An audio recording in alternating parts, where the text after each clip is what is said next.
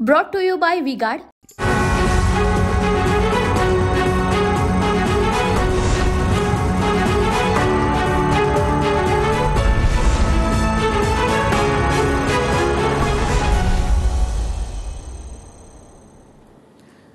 नमस्कार, टीव्ही 9 मराठीमध्ये आपल्या सगळ्यांचं स्वागत. मी निखिला आणि पाहुयात महत्त्वाची बातमी. 2 पैसे हाती आले तर मस्ती येते का, असा सवाल अजित पवारांनी केलाय. अजित पवारांनी आज बजरंग सोनवणे यांना दम भरलाय.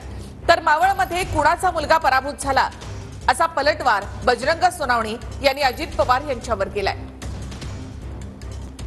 आमच्या पंकजाताईच्या विरोधामध्ये ती बजरंगा उभा आहे.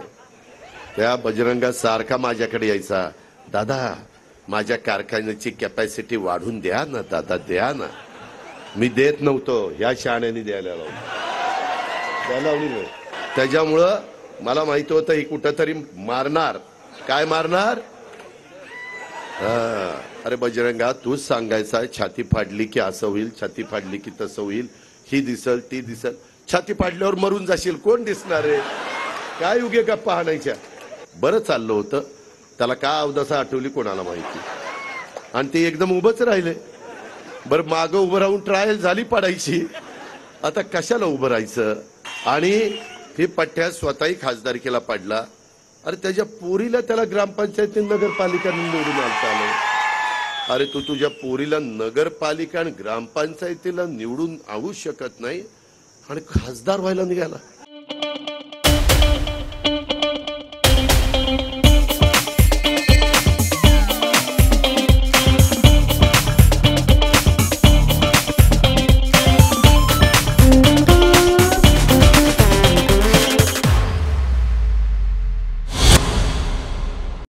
तुम्हालाच राजकारण करता येतं, आम्हाला करता येत नाही असं नाही.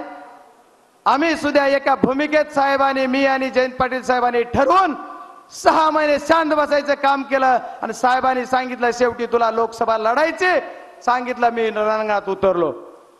आणि तुम्ही म्हणता मला मुलगी निवडून आणता येत नाही. मावळ लोकसभा मतदारसंघामध्ये कुणाचा मुलगा पराजित झाला दादा, याचा उत्तर महाराष्ट्राच्या जनतेला तुम्ही द्या. तुम्हालाही तुमचा मुलगा निवडून आणता आला नाही. आणि ज्यांनी सांगितलं तुमच्या कानात हे, त्यांना सुद्धा त्यांचे वडील निवडून आणता आले नाही चौसाळा जिल्हा परिषद गटामध्ये. अरे तुम्ही कशाला आमचं माप काढता? तुमचं माप बीड जिल्ह्यातली जनता काढल्याशिवाय सोडणार नाही. देखिए उनका काम है अफवाह से गर्मी बढ़ाना और हमारा काम है माहौल को ठंडा रखना. हमारा नेता कैसा हो जो माहौल को रखे ठंडा वैसा हो. अब की बार वी गॉट एयर कूलर का चमत्कार. मारुतीने छाती फाडून राम आणि लक्ष्मण दाखवले, त्याप्रमाणे माझ्या छातीला जर फाडला तर धनंजय मुंडे आणि अजित पवार हे दोघंच दिसतील. त्याच्यामुळे हा विषय वेगळा, काही समजायची गरज नाही. अरे बजरंगा तूच सांगायचा, छाती फाडली की असं होईल, छाती फाडली की तसं होईल, ही दिसल ती दिसल. छाती फाडल्यावर मरून जाशील, कोण दिसणार आहे? काय उगे गप्पा हाणायच्या. हनुमानांची छाती ती फाडलेली वेगळी. तू कुठं बजरंगा, तू काय लगेच हनुमानाला स्वतःला समजायला लागला. उनका बैकअप सिर्फ कल तक और हमारा चांद तक. हमारा नेता कैसा हो जो नॉन स्टॉप बैकअप दे वैसा हो. अब की बार वी गॉट इन्वर्टर बैटरी का चमत्कार. बार्शी मध्ये त्याचा कारखाना चाललाय, इथं त्याचा कारखाना चाललाय. बरं चाललं होतं, त्याला का अवदसा आठवली कोणाला माहिती. आणि ते एकदम उभंच राहिले. बरं मागं उभं राहून ट्रायल झाली पाडायची, आता कशाला उभं राहायचं. त्याच्या संदर्भातलं धंदा पाणी नीट केला पाहिजे, प्रपंच नीट केला पाहिजे. आमच्या इथं जे उमेदवार आहेत ते 6 महिन्यापूर्वी म्हणले होते बरं का, नाव त्यांचं बजरंग आहे, परंतु ते आमच्या इथं असे छाती फुगवून म्हणलं, माझी छाती जर फाडली तर ह्या बाजूला अजितदादा, या बाजूला धनुभाऊ, हे दोघेच दिसतील. 6 महिन्यात गाड्याची छाती बदलली. त्याच्यात डायरेक्ट शरद पवार साहेब आणि जयंत पाटील आले. भाइयों बहनों, उनके राज में पावर रहे अनस्टेबल और हम रखे सब स्मूथ और स्टेबल। हमारा नेता कैसा हो, जो स्टेबल पावर दे वैसा हो। अब की बार वी गार्ड एसी स्टेबलाइजर का चमत्कार। आणखी 2-3 महिन्यांनी या बाबाच्या छातीत कोण घुसेल याचं काही सांगता येत नाही। तर आडव्यात शिरू नकोस, नाही तर बंदोबस्त करेन असा दम दादांनी कोल्हेंना भरलाय। कोल्ह्याला बिबट्यासमोर सोडू का, अजित पवार यांनी कोल्हेंना असा टोला लगावला आहे। काल कोणतरी येऊन इथं बरं वेळा अजित पवार इतके दिवस स्मारक का नाही केलं? अरे तुला काय करायचं, मी केव्हा काय रे, तुझं काय जातंय? आणि मला तुम्ही विचारता, मग याच्या आधी पण अनेक लोक नेते झाले, 4-4 वेळेला काही जण मुख्यमंत्री झाले, मग त्यांच्याही काळात स्मारक नाही झालं, मग तुम्ही त्यांना दोष देणार आहे का? अरे खासदारा, तू आता ज्याला नेता मानलं त्यांना दोष देणार आहे का? अजित पवारचं नाव घेतो, काय वाटायला पाहिजे तो? या पद्धतीने मी खपून घेणार नाही, आहे तोपर्यंत सरळ आहे। जर कोणी वाकड्यात शिरला तर त्याचा पुरा बंदोबस्त केल्याशिवाय गप्पा बसणार नाही, हे मला चालणार नाही। तर तुम्ही पण सगळ्यांनी आपापली काळजी घ्या। आपल्याकडे एक कुत्र राहिलं नाही त्या बिबट्यामुळं, कुत्री आता संपल्यामुळं बिबट्या दुसऱ्यावर आपल्या वासरांवर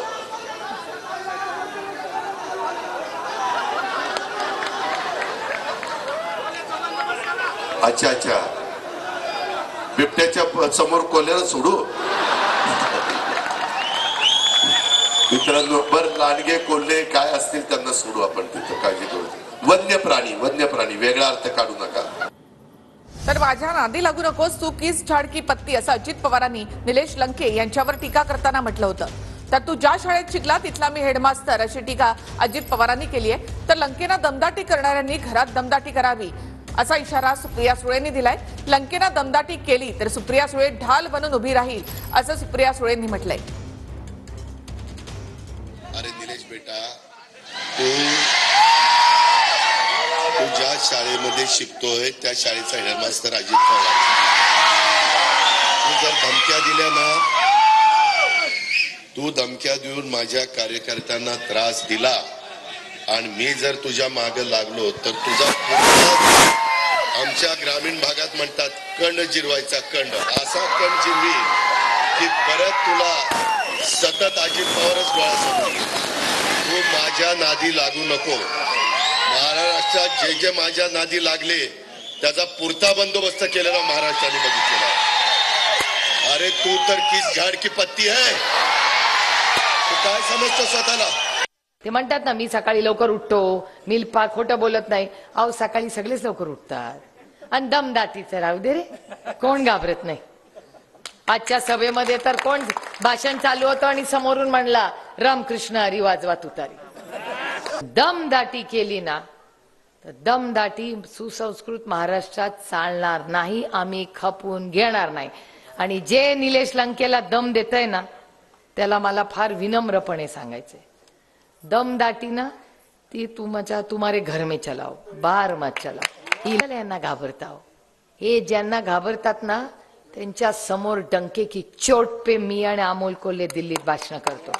तर काल अजितदादा तुमच्या मतदारसंघात आले, अजितदादा आणि तुमच्या अतिशय जवळीक आहे, पण ज्या पद्धतीने अजितदादांनी काल टीका टिप्पणी केलेली आहे त्या कसं बघता तुम्ही त्याच्याकडे? अजितदादांचं जर भाषण पाहिलं असेल तर दादा आधी देशावर राज्यावर बोलत होते, तर आता काही असंतुष्ट आत्मे असतात ना, त्यांनी दादांना चिठ्ठ्या दिल्या खालून, तुम्ही बघितलं असेल। मग ते चिठ्ठ्या दिल्यानंतर शेवट आपण एखाद्याच्या प्रचाराला आलो त्यासाठी बोलणं अपेक्षित असतं ना, ते बोलले असते, पण काय तसं काय दादांच्या मनात नसेल, मला एक खात्री आहे।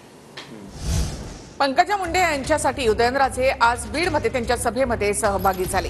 उदयनराजे भोसले पंकजा मुंडेंच्या सभेमध्ये भाऊक झाले। पंकजा मुंडे यांना सुद्धा त्यानंतर अश्रू अनावर झाले।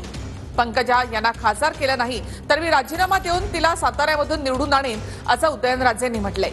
तर माझे वडील वारल्यानंतर मुंडे साहेबांनी माझं बोट धरलं असं म्हणत उदयनराजे भाऊक झाले। मी रडणार नाही, लढणार। मग मी तर म्हणतो त्यांना मागच सांगितलं, इतकं कशाला म्हणलं। मी सातारत नाही, बिनविरोध. मी फॉर्म तुमच्या विरोधात भरतो आणि हळूच फॉर्म काढून घेतो.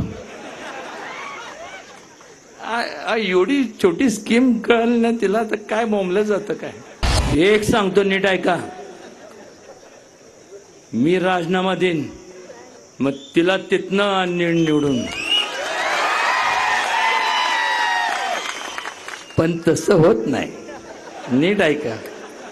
का नाही तर इथं आहे ना, मी येताना बघत होतो, हे सगळं आहे ना कंपाऊंडला अगोदर कुलूप लावले. तुम्ही हो म्हणा तर सोडणार बाहेर, नाही तर इथं बोंबलत बसा. काय लोकशाहीतले आपण सर्व राजांच्या वतीने छत्रपती शिवाजी महाराजांना, बसवेश्वर महाराजांना आणि ज्यांची दररोज आठवण येत नाही असं गोपीनाथ मुंडे साहेबांना मनापासून विनम्र अभिवादन करतो. तुम्ही व्यवस्थितपणे पंकजा ताईचं काम करा. जी जोरात काम करेल त्याचा विचार मी करेन.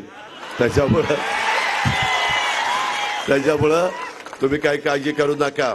आणि आता आपली मोदी साहेबांची आणि अमित भाईंची फार चांगली जवळीक झाली, त्याच्यामुळे मी त्यांना सांगेन, आता पंकजा ताई निवडून आल्यानंतर तो मोदी साहेबांच्या मंत्रिमंडळात पंकजाला घ्या अशी शिफारस अजित पवार करेल.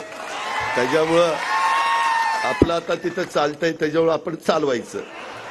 शेवटी पंकजाताई आमच्या पक्षाच्या मोठ्या नेत्या आहेत, आमच्या कोर कमिटीच्या मेंबर आहेत, आणि आमची इच्छा असेल की पंकजाताई जर निवडून आल्या आणि ते येतीलच, ते त्यांनी केंद्रात मंत्री झालं पाहिजे.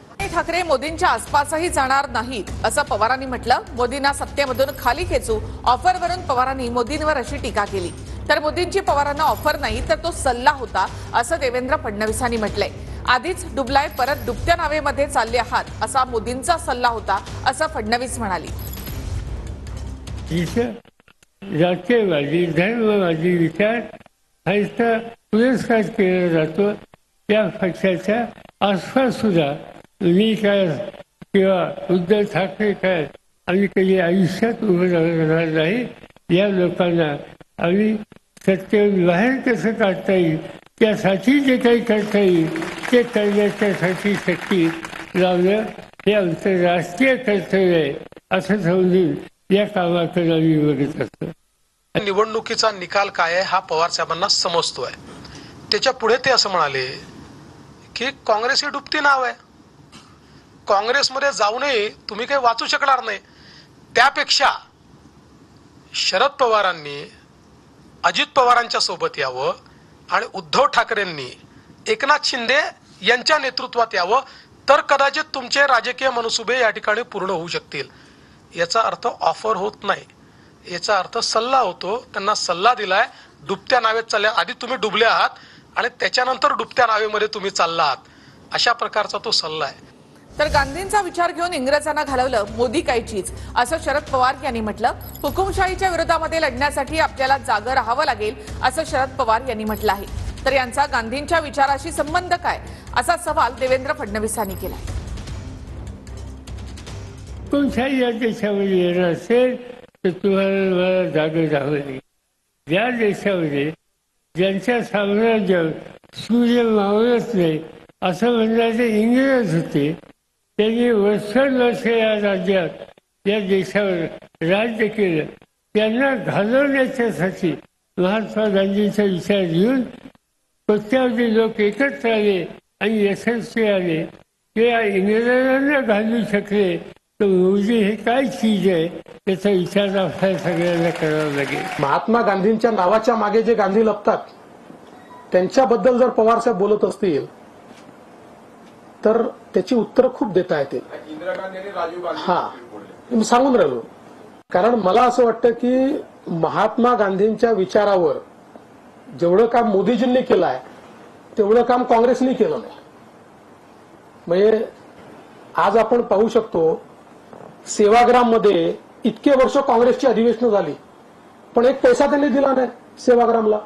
आज सेवाग्रामचं संपूर्ण जे परिवर्तन झालं आणि सेवाग्रामला राष्ट्रीय स्तरावर आम्ही आणलं, मी मुख्यमंत्री असताना आम्ही आणलं ते. त्याच्यामुळे यांचा काही गांधींच्या विचाराशी संबंध नाहीये. हे केवळ गांधींचं नाव घेतात.